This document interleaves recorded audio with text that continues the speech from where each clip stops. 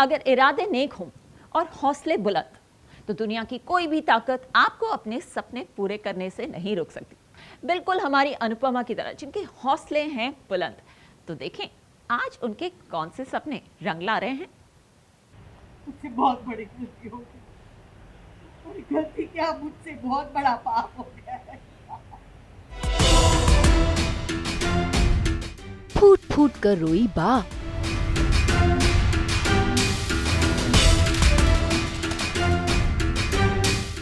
सासू माँ की सहारा बनी अनुपमा। नहीं जीत पाऊंगी उनके बिना, पर मेरी दुनिया को, मेरे ठाकुर जी को उनके मंदिर वापस ले।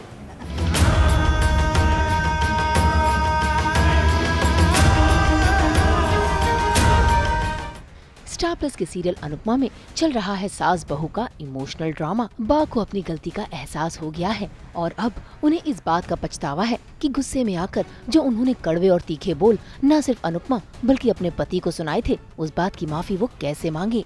लेकिन वो कहते हैं ना, सुबह का भूला शाम को घर आ जाए तो उसे भूला नहीं कहते। और कुछ ऐसा ही हुआ है बा के साथ, जो रो रो कर अनुपमा को ये बता रही है कि उन्हें गुस्सा इस बात पर नहीं आया था कि उनके पति दिवाली मनाने के लिए अनुपमा के घर आए हैं, बल्कि इस बात पर आया है कि 26 साल से जिस अनुपमा ने अपनी बा का साथ नहीं छोड़ा, वो उनका साथ छोड़कर चली गई। इसीलिए वो रो रो कर अनुपमा के आगे हाथ जोड़कर माफी मांग रही है।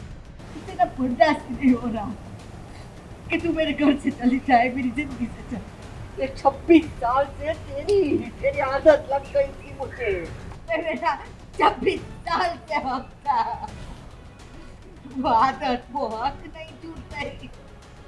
तो क्या करूं मैं, क्या करूं? जैसे तैसे अनुपमा अपनी बा को संभालते हुए शाह हाउस में लेकर गई तो वहाँ अलग ही बखेड़ा खड़ा हो गया। असल में वनराज वापस घर लौट आया है और आते के साथ ही उसे पता चल गया है कि बाबूजी दिवाली के मौके पर घर छोड़कर चले गए हैं। इतना ही नहीं, वनराज को तो ये भी पता चला कि बा ने अनुपमा के घर जाकर उसके बाबूजी को बहुत खरी खोटी भी सुनाई है। बस फिर क्या था, वनराज का गुस्सा फूट पड़ा, वो भी अपनी माँ पर। मेरे पीछे मेरे पिताजी के साथ जो आपने किया, उसके बाद इस घर में पाँव मत रखिएगा। ये तो बाहर वाली है, इससे कैसा सवाल, कैसी शिकायत। और आपसे मैं सवाल भी करूंगा, शिकायत। मेरे बापूजी कहाँ हैं? मुझे मेरे बापूजी इस घर में वापस चाहिए और आप उन्हें लेके आएंगे। मैं गई थी, वो नहीं मान रहे। अनुपमा तू ही समझा नहीं।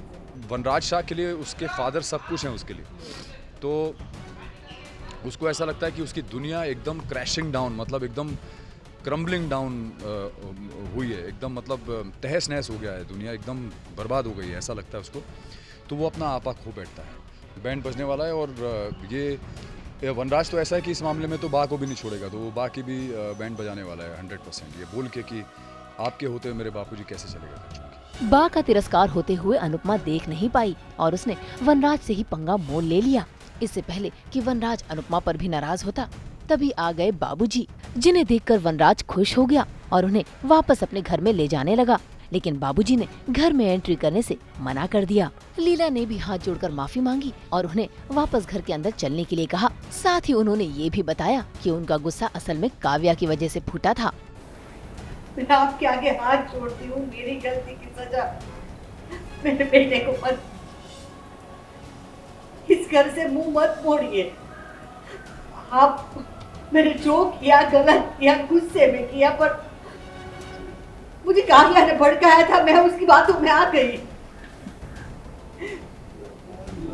उसने मुझे अनुपमा के खिलाफ वो भड़काती रही और मैं उसकी बातों में आ गई। गलती आपकी, लेकिन ब्लेम मेरा। ये सब नहीं चलेगा बा।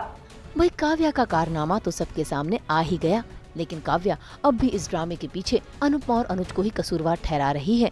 अब देखना होगा कि इसके आगे काव्या और क्या नए प्लान रचेगी।